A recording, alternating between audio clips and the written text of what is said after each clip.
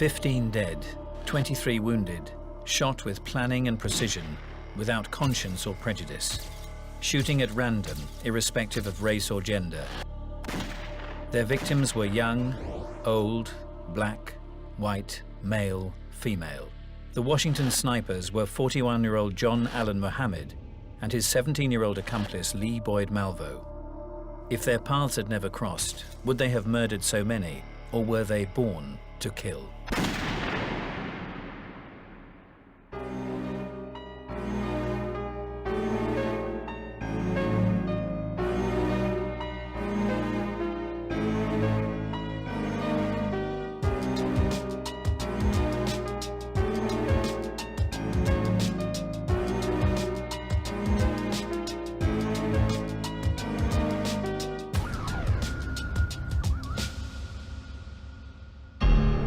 October 2002, ordinary Americans feared for their lives, too frightened to put petrol in their cars or let their children play outdoors. For 23 horrific days, a series of random sniper killings terrorized Washington, D.C.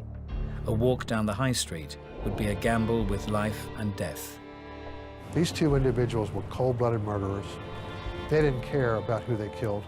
No one really expected that it would be a man and a boy working together as a sniper team. Well, I think people began to be scared when they realized that the shootings were random. You had to come to grips with the fact that there could be somebody pointing a gun at you as you sat in your car.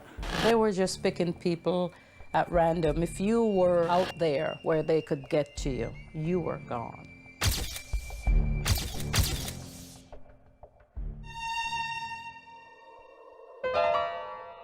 Lee Malvo was born in Kingston, Jamaica on February the 18th, 1985, to Una James and Leslie Malvo.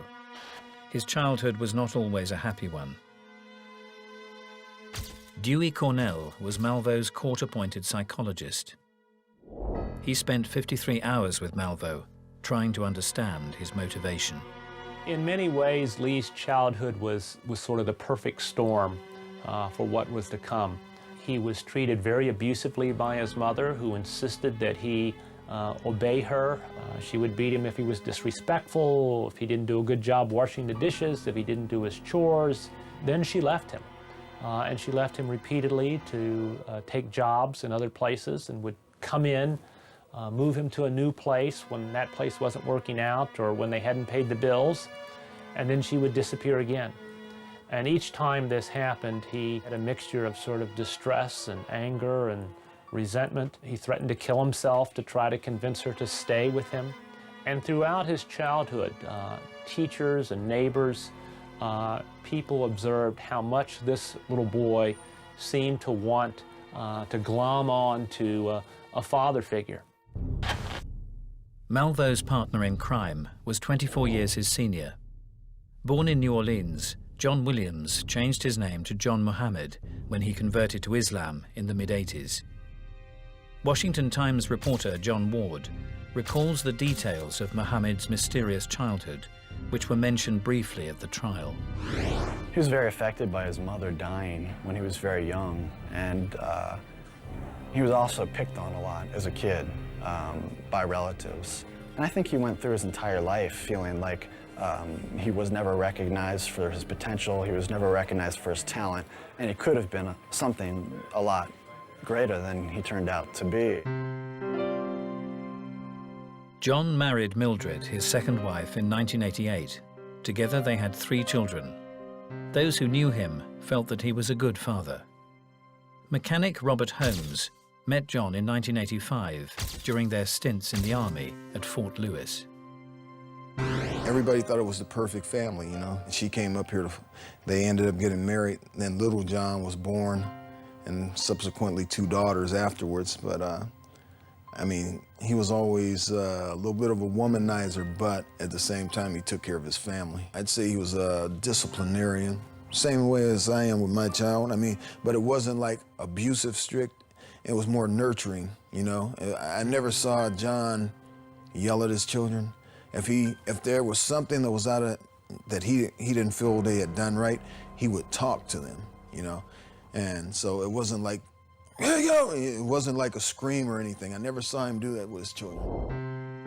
One person who also witnessed firsthand the love John expressed for his children was Jerry O'Neill, his local barber, for over 11 years. John never raised his voice at the kids while they were in the shop. They were always mannerable. They sit, he would speak to them.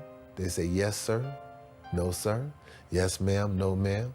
Mildred was a strong woman, too. I saw more of her influence on her family than John. Like I said, John was quiet. He'd come in, Mildred wanted his hair a certain way, and that was it. For most of their married life, John was a combat engineer in the National Guard. When he was away, he desperately missed his children. He didn't like being in the military. It was something that he had committed himself to doing. And at the time, I think it provided a living for him and his family, and that's what he did. He learned how to fire a weapon. He was highly trained in sniper tactics. His experience in the Gulf, we don't know exactly what that did to him, but again, there was talk of neurological damage from chemicals, and his wife, when he came back from the Gulf, said that she noticed a change in him, that he became angrier and darker. On leaving the military, John began to feel bitter towards his country and the army. This would eventually turn into angry resentment towards his wife. There was a point when he changed. You know, I mean, like I said, he looked the same. He was always pretty much the same with me, but there was just something about him that just wasn't John, you know. And John Muhammad was becoming increasingly unpredictable, charming one minute, menacing the next. The John his friends knew was different to the John his wife Mildred feared. she said she was scared of John. I remember she told me one time that John had threatened to kill her. And I said, do you really think that John, she says, I know that if John gets the opportunity, he would kill me. But she was afraid of him. She was definitely afraid of him. Eventually, things got to a breaking point and the couple separated. He had trouble with his marriage. He took his kids away from his ex-wife. He was very angry about her leaving him, even though he was not faithful to her. And so his kids, I think, were increasingly the only thing in his life that meant anything and that gave him meaning. So eventually he took them to the Caribbean with him unlawfully and started making money by producing fake documents for people down there. It was in the Caribbean in October 2000 that a lonely Lee Malvo would find the father figure he'd long been searching for. Lee Malvo's mother was desperate to move to the United States. She was willing to do anything. She would even sacrifice her only son. For $3,000, John could provide anyone with all the necessary visas and work permits. When John Muhammad came along, John Muhammad seemed to him like the perfect father, because John Muhammad was a man whom he saw was taking care of his own 3 children, who was a single parent, who seemed to Lee very dedicated to his children, very dedicated to their welfare. And John Muhammad treated Lee with a kind of respect and honesty, he thought, that no one else did. John's powerful influence would eventually change Malvo's life forever. He was really dangerous because he's the kind of guy you would never suspect of being dangerous. And he would lull you into a sense of putting your guard down, and that's when he would probably strike. He was not stupid. He was pretty intelligent, just dangerous enough. He knew enough to be dangerous to somebody impressionable like Lee. While John was in the Caribbean, Mildred was back in the States, frantically trying to track down her missing children. The authorities located John, the children were forcibly removed, and a date for a custody hearing was set for the 4th of September 2001. You can hear for the first time on film the audio tapes from that hearing. Good morning, please be seated. Sir, if you'd raise your right hand, ma'am. Do you both solemnly swear or affirm that any testimony you're about to provide will be the truth, the whole truth, and nothing but the truth? Yes, sir. Yes, sir. Sir, what is your name? Sir, my legal name is John Alvin Muhammad. Sir, what is your date of birth? December 31st, 1960. And he thought that he was going to be able to go into court and present his side. But when he got there, they told him that they weren't there to hear anything he had to say The only purpose was to return the children to the custody of their mother. John wasn't given the chance to persuade the judge he should be allowed to look after his children. Can you please tell me what's going on? There is a parenting plan that was entered by the court on October 6, 2000, last year. I was not aware of it. So the children was never missing? According to the court's order, they're going with mother. Are you telling me the reason why I don't have my children and won't be able to keep my children because I don't have the proper paperwork yet? The orders have said that mother had sole residential placement, care, and custody of the children. And when he came back, he was like, he wasn't angry because, I never saw John get angry, like the kind of stuff where he's throwing stuff, but it was more almost like a depression type deal, controlled, but he was upset about it, You do have an opportunity to express your side of the story for the court to hear it. All right? And until it's done, I'm not able to see my children. Your visitation is suspended. The outcome of the court hearing left John reeling. He couldn't accept that he wouldn't be allowed to see his children again. Unable to understand the judge's decision, he sought further legal advice. He turned to family lawyer John Mills, who agreed to take on his case. And he was a very normal, concerned father who was disturbed by what had gone on in court, didn't understand what had gone on in court. But once I explained that to him, he was perfectly willing to, as I say, work within the system, expecting that we could get it all straightened out again and organized again. The effects of this decision would not only change John's life, but also 23 other lives. So he found himself at his lowest point in his life because his children were very dear to him, and he was a loving father. He was a doting father. And it's sad that the dozens of people would die and their lives would be destroyed and their families' lives would be destroyed. And that's probably what pushed him over the edge. Losing custody of his children completely devastated John. It made him angry and depressed.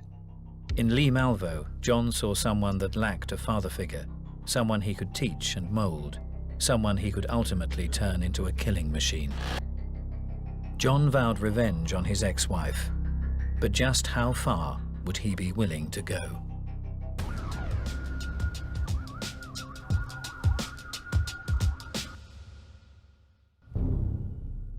One half of the deadly Washington sniper duo, John Muhammad, lost custody of his children in September 2001. He vowed revenge on his ex-wife. For the next 4 months, he would search endlessly for her and his children, all to no avail. And then he came and told me one day, he says, Holmes, he said, I know where Mildred's at. And I was like, where's she at? He said, she's somewhere in the D.C. area. During his long search, John Muhammad formed a gruesome and deadly plan, a plan that would need an accomplice. John Muhammad met Lee Malvo in the Caribbean. Lee looked up to the older man and considered him a role model. It was very apparent that he loved and admired John Muhammad. He adored him, was willing to die for him, and regarded Muhammad as his leader, as his father, and as the person who was going to, he thought, lead a political revolution in the United States. John, acting like a father figure, persuaded Lee to enroll in the local Bellingham High School. His favorite subject was drawing, and he proved to be an excellent artist. His fellow classmate, Chrissy Greenewald, remembers Lee well. He was very friendly and not necessarily an extrovert. He didn't really try to make friends. He wasn't, about to give me many details on his life. During this period, the pair stayed with a friend, Earl Dancy. He saw a side of John that others didn't. Very manipulative. He gains your confidence, he gains your trust. Once he comes with your trust, he'll use it to his advantage. He also witnessed a change in Lee Malvo's character. He was always angry. He's always angry, mad. I would expect that any teenager would have been like that, but he just had a lot of anger in him for no reason at all. Lee's education gradually became more than just schoolwork. Every day after school, John would teach Lee how to shoot at the local gun range. John became obsessed with Lee's marksmanship. At a period of time, they would bring targets to me, and the targets were better, getting better and better, and actually one where The target was actually dead shot, center mass. I think on one occasion he said Lee was a better shot than him. Muhammad's teachings also included making sure Lee knew everything about guns. This was evident in one classroom discussion. One time we were watching the movie Platoon. We had just finished the movie. Someone asked the question, you know, what kind of weapons did they have? And, I mean, he raised his hand and he knew exactly what kind of weapons they had, and he could list them off. That was weird. The kid who never talks, you know, knows all about weapons. Lee was encouraged to watch films such as The Matrix and play sniper video games repeatedly. Experts would later conclude that this was to ensure that the young, impressionable Lee was desensitized to the events that would later unfold. Well, he liked games that had a lot of high adrenaline, you know, games that really amped you up, you know. They had a demanding daily routine of exercise and a restricted diet. They were doing some kind of special diet because they were taking something to like cleanse their body, and they were both eating honey and crackers. They had this belief that you should only eat once a day, that somehow it was more efficient for your digestive system. On February the 16th, 2002, 2 days before Malvo's 17th birthday, John Muhammad gave him his first big test. John was angry with a friend of his ex-wife, Isla Nichols, so he sent his young apprentice to kill her. Lee was not to know that Nichols' 21-year-old niece, Kenya Cook, would be home. On opening the front door, Cook was shot in the face with a single bullet. Lee Malvo had made his first kill. From February to October 2002, they ricocheted around the United States, robbing and killing people as their needs or desires demanded. They eventually arrived in Washington, D.C., home of the White House, and soon to become home to one of the worst shooting sprees in American history. On the morning of October the 3rd, 2002, the Washington rush hour was reaching its height. The major highways on the 64-mile beltway that rings the capital were full of people going to work. Sergeant Roger Thompson was the lead investigator on the case. He knows each crime scene intimately. There are a lot of people out. Just another one of the strange facets about this case is that no one, with all the eyes and all the ears and all the people driving around, nobody actually saw them shoot anyone. Muhammad and Malvo would drive the streets until they found a possible target.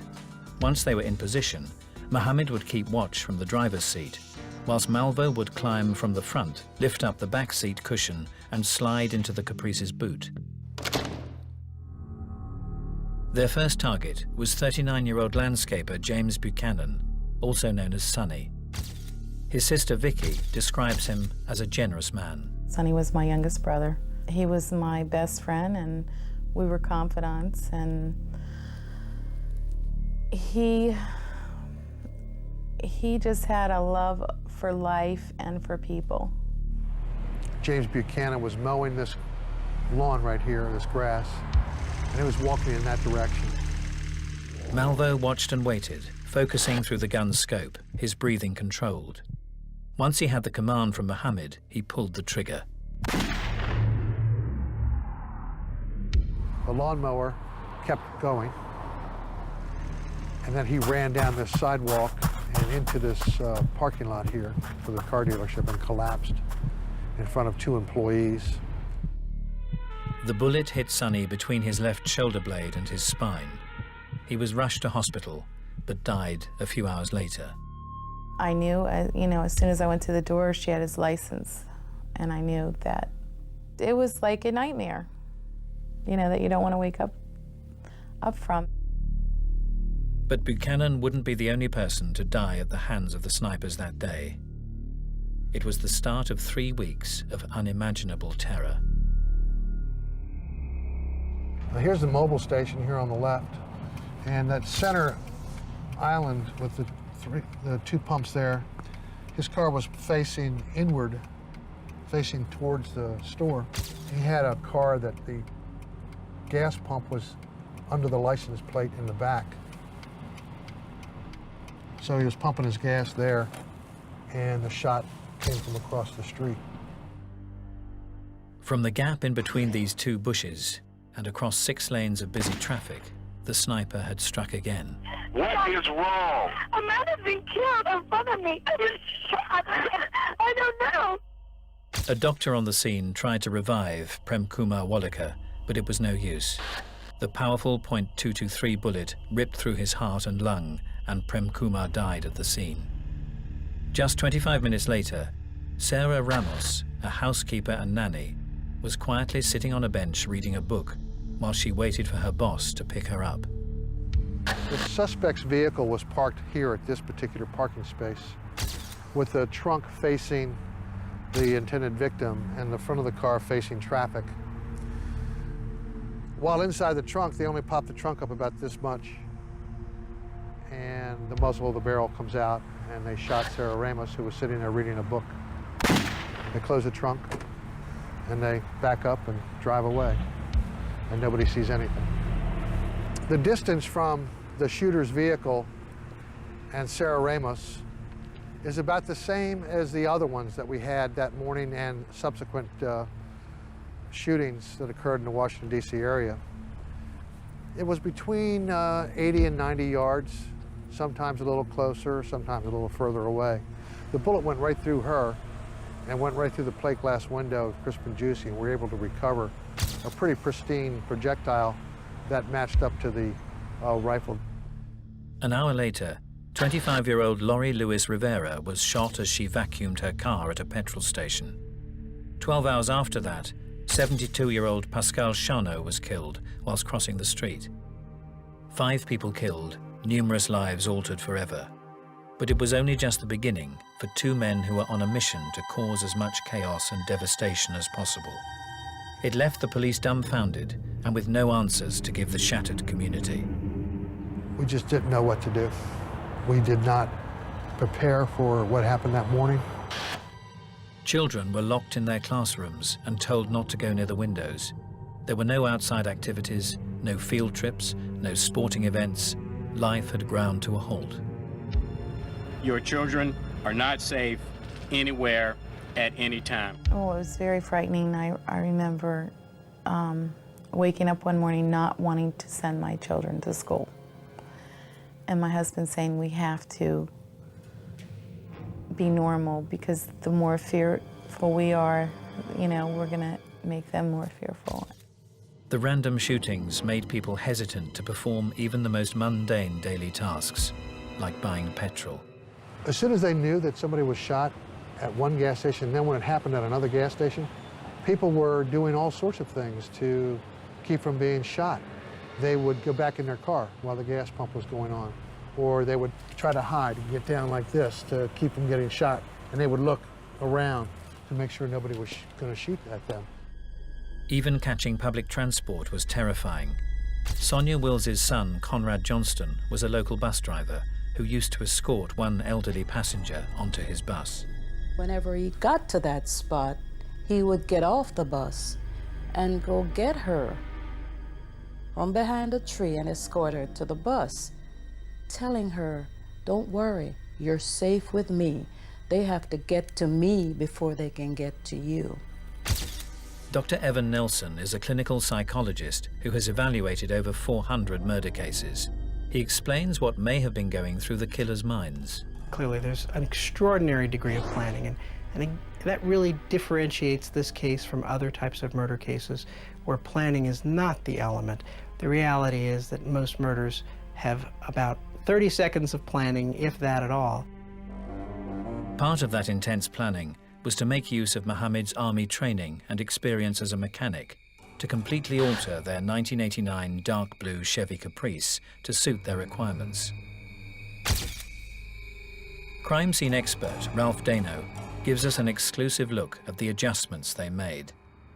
The firewall is cut out, which would allow someone to either secrete the weapon or a person to transport themselves from the rear passenger compartment into the trunk. Once backed into position, give a signal or we're ready, the person sitting in this seat could turn sideways, lift the seat up with their hand. The driver could reach back, hold it for just a brief second while the person went down and started maneuvering back. And once he got a third of the way and he could release it and come back up here and just leave his hand here without any common observation. Nobody knows what's going on. You've got the tinted windows. The person then transports themselves through the back, and the gun is there. They're in, and they find themselves ready to be in a shooting position. Not all the shootings were done from the boot. As the pair got more confident, some shots were fired from outside the vehicle. Ballistics expert Jeff Miller explains one of these rare times.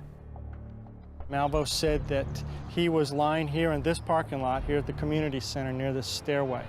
And while Mohammed was providing a lookout for him, he was able to look across this parking lot, across the highway, and underneath the parking garage here of the Home Depot store.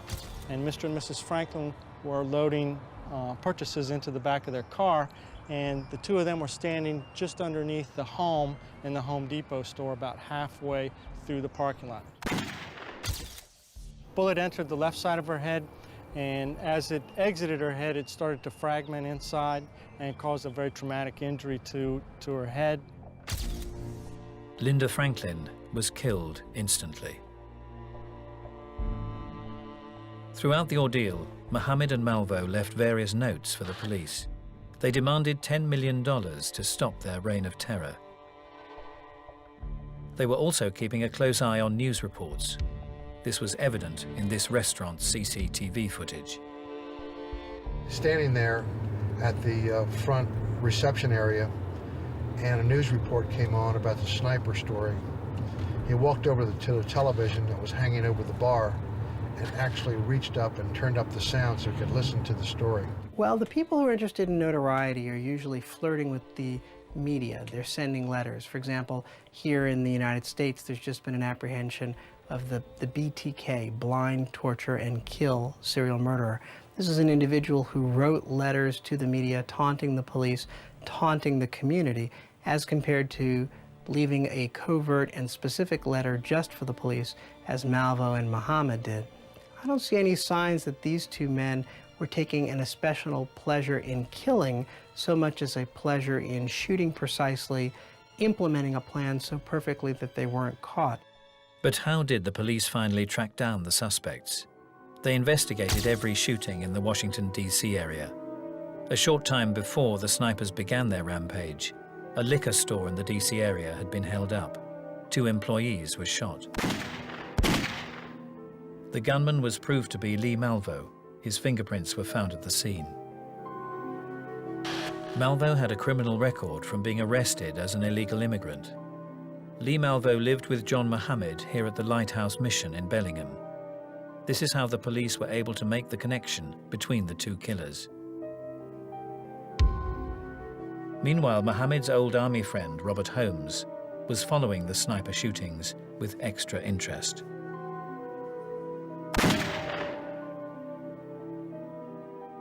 Somebody was saying something about it's got to be 2 guys working as a team. One is the spotter and one is the shooter. So then I knew that Lee was with him. It was one of the hardest decisions of his life as he picked up the phone and called the FBI. They called me in and they started asking me questions, you know, and they were asking why did I think it was John, why would he be on the East Coast? And I told them, I said, well, I know his wife is somewhere in the D.C. area, you know, and then it took off from there. The police may have been closing in on the suspects, but they had not stopped the killing. On the morning of October the 22nd, 2002, the kindly bus driver who helped so many of his frightened passengers through these 3 weeks of terror was standing on the front steps of his bus. His name was Conrad Johnson. He was 35 years old and had a wife and 2 young children. Conrad was a very gentle person. I called him the gentle giant because he was a big guy, but he was very kind, soft-spoken, just a gentle person, a loving family man. Conrad Johnson was here waiting to start his bus run. He would always pull over here. It would clean out the bus. You can imagine it was dark in the morning. The lights are on the inside of the bus. The entire wood line is all dark. At 5:55 a.m., a gunshot rang out from the woods opposite. Conrad staggered back and fell into the aisle. My brother been shot at Aspen Hill. Aspen Hill and what? Right here by the post office. Please, he's been shot about 2 minutes. He's been laying here, sir. Please hurry up. I'm scared. Please send some help. I'm on the bus. The bullet tore through his liver, destroying it. He was rushed to hospital for emergency surgery. It was a sad morning when I got the call that Conrad had been shot, and I just knew that it was a sniper. About 40 minutes later, the doctors came out and told us he did not make it. And that's one day I never want to relive. That was the saddest day of my life. We went upstairs to the morgue. And when I saw him laying there,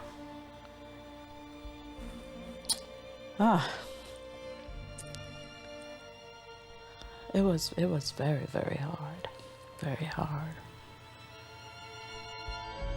This would be the last killing. Their deadly partnership, resulting in 23 shootings and 15 deaths, was over.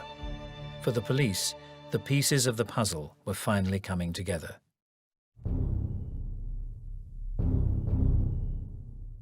A warrant for Mohammed and Malvo's arrest was issued at 7:54 p.m.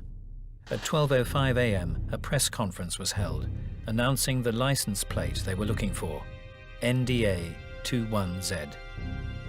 And so a truck driver in Myersville, Maryland, about 50 miles from here, heard it on the news, wrote down the tag number, and saw the car. And within a matter of 15 or 20 minutes of it hitting the news, we had a spot of the car, and then we went into action. At 3:30 a.m. on October the 24th, 2002, Mohammed and Malvo were arrested as they slept in their car at a rest area on the I-70 highway. It's very surreal. It's like you're living in a tunnel and you're going through the emotions and you're wondering what's going to happen next. And, you know, I think the biggest relief for all of us was when they were caught. For the victims' families, the fact that the men responsible were in police custody helped their grieving process. The almost perfect crime had been solved. People were safe to walk the streets again. But the question remained, what turns two men into cold-blooded killers?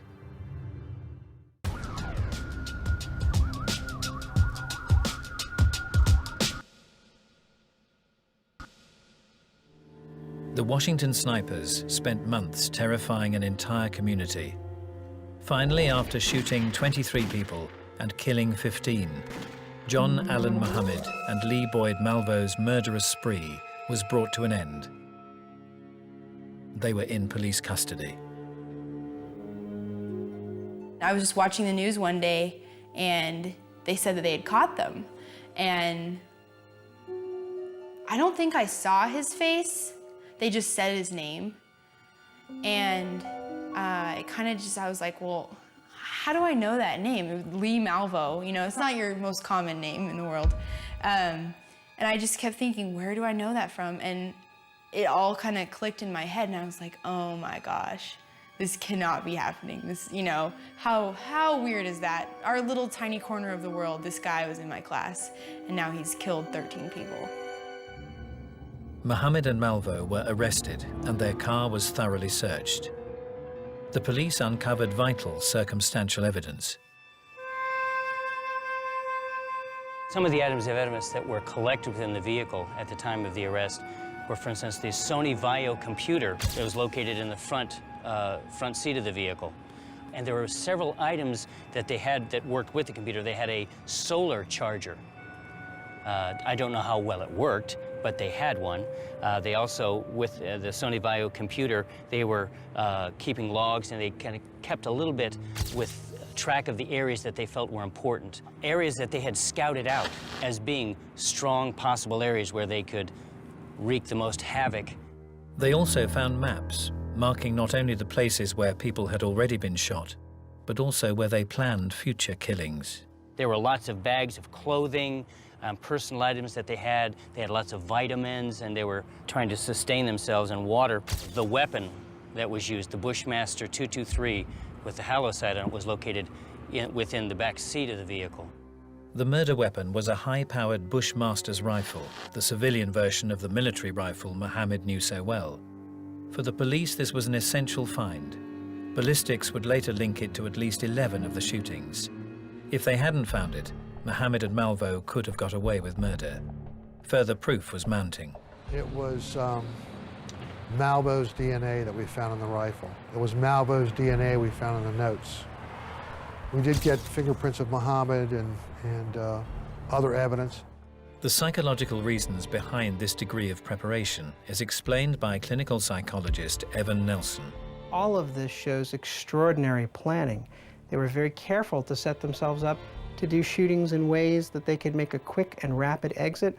They even came back to inspect the scenes while the police were investigating it. This shows an amazing degree of calculation and awareness of the wrongfulness of what they were doing in order to avoid detection, and even a willing to flirt with the possibility of being caught because of that sense of supremacy that they could get away with this. John Mohammed was examined by court-appointed psychiatrists, but the findings were never admitted as evidence in court, so the motivation for these heinous crimes will never truly be known. By attempting to extort $10 million from the American government, one theory is that money was their motive. These two individuals were cold-blooded murderers. They didn't care about who they killed. They killed indiscriminately. They wanted the money, they wanted the fear. There was speculation that Mohammed wanted to kill his wife in order to get his children back. My way of thinking was Mildred was the target in the mission, because if it was just to terrorize people or to kill people even, that could have been done anywhere. If you kill 10 people and she's one of the 10, then it's less likely. I mean, there's still a chance that you're going to get caught, but it's less likely. There's no hard evidence to prove this theory. Yet ultimately, was losing custody of his children the trigger for this series of events? It wasn't like he was a bad character and that all his life he had been doing dirty things, bad deeds. It's just that, you know, like I said, you reach your breaking point, you don't know how you're going to react. And you go over the edge. He went over the edge, and that was the end result. Despite this insight into Mohammed's motivation, it's still not clear why he deliberately set out to convince a 17-year-old boy to take part in his mission. I've evaluated literally close to 200 capital murder defendants and about 400 murder defendants overall. Mr. Malvo is in a class unto his own because of his intellect, because of his verbal skills, because of the fact that he did this killing in tandem in such a purposeful way. And that's really different than the majority of murders that we see that are impulsive, that grow out of being drunk and high and perhaps sexually aroused or being greedy, and somebody wants something in that moment, they commit a murder and then they regret it. Nobody becomes a serial killer or criminal for just one reason. I know there's a lot of debate about nature versus nurture, but even if you ask the question, nature versus nurture, you're really asking the wrong question. It's always nature and nurture. At that age, and I remember, or even, I mean, I'm not even that much older than when this happened, but you just want to please the adults around you. You want to do well in all the things you do so that adults, because you're trying to be a grown-up yourself and you want to be accepted by them. And I can completely see why. And he was his caretaker. He had nobody else to take care of him. Lee told his psychologists that if they wanted to understand him, they should watch the film The Matrix. Keanu Reeves' character is chosen by an older, charismatic mentor to lead a revolution against an evil regime that had enslaved humanity. I think there was clearly a sense of him against the system, and that's probably one reason why he identified with the character Neo within The Matrix. And I think that for a young, idealistic 17-year-old, that was a frame of reference he could really buy into. There's pretty strong evidence that repeated exposure to entertainment violence will desensitize young people and make them more likely to think that violence is an acceptable way to solve problems. Mohammed's radical teachings were constantly drummed into Malvo's head. They played a vital role in his conditioning. Again and again, he would make political statements about the need to overthrow society. It really started to remind me very quickly of someone who was part of a political underground or maybe part of a cult movement who had been brainwashed or indoctrinated. But would Malvo have killed if he had never met Muhammad? Lee Malvo basically killed because John Muhammad wanted him to kill. But those closest to the investigation disagree. No brainwashing at all. We have witnesses that actually put them apart. We know where Muhammad is by himself. Malvo is by himself. He had every opportunity to leave. In my opinion, it wasn't brainwashing. This was a case of a young man who was eager to learn things and an older man who was eager to teach. So I think that young Mr. Malvo found somebody who he could idolize and adore and choose to follow as compared to being brainwashed. I'm not going to say he was brainwashed. I don't think he was.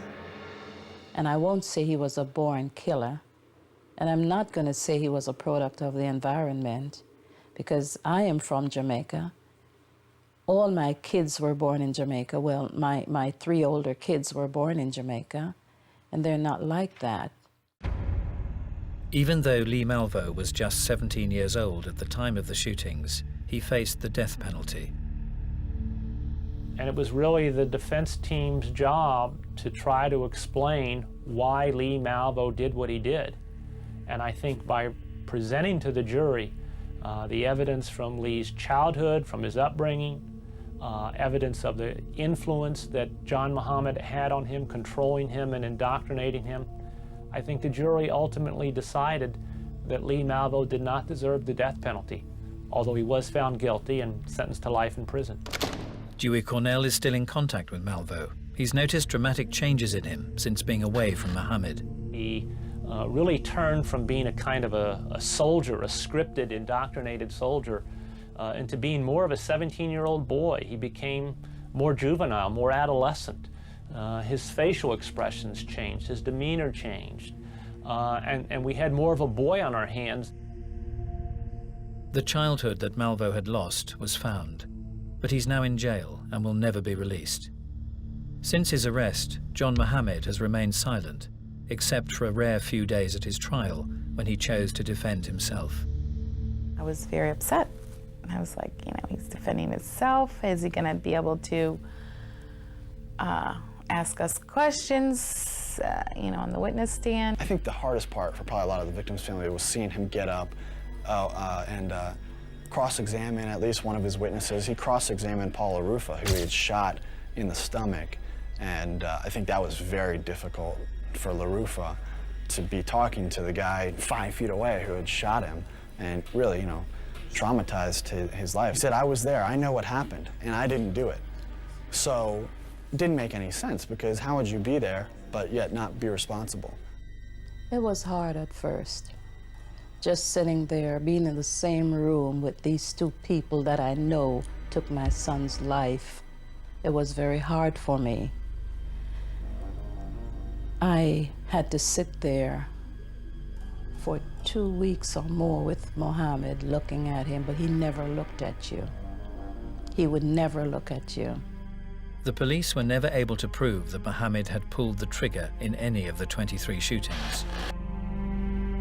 He was prosecuted with what was called the Triggerman's Statute. That states that if the suspect was a direct helper or causing agent for the shootings, he should be held responsible for them. The rifle had given him power over life and death, and over the needy teenager he found in the Caribbean. He's currently on death row in Virginia. I'll be very happy when this world is rid of them.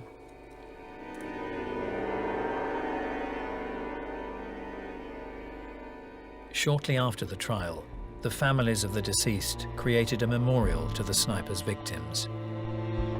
They've made it such a beautiful place that the horrificness of the event and all those feelings that you have, you could walk through there now and find some peace.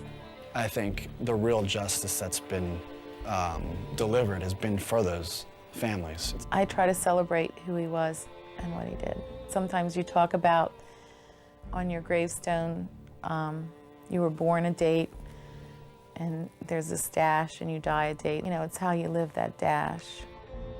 3 years on, and Sonia Will's pain continues. She cannot even contemplate forgiving her son's killers. I have tried, and I must tell you, I consider myself a Christian person, and I have prayed about it. But, you know, they say forgive and forget.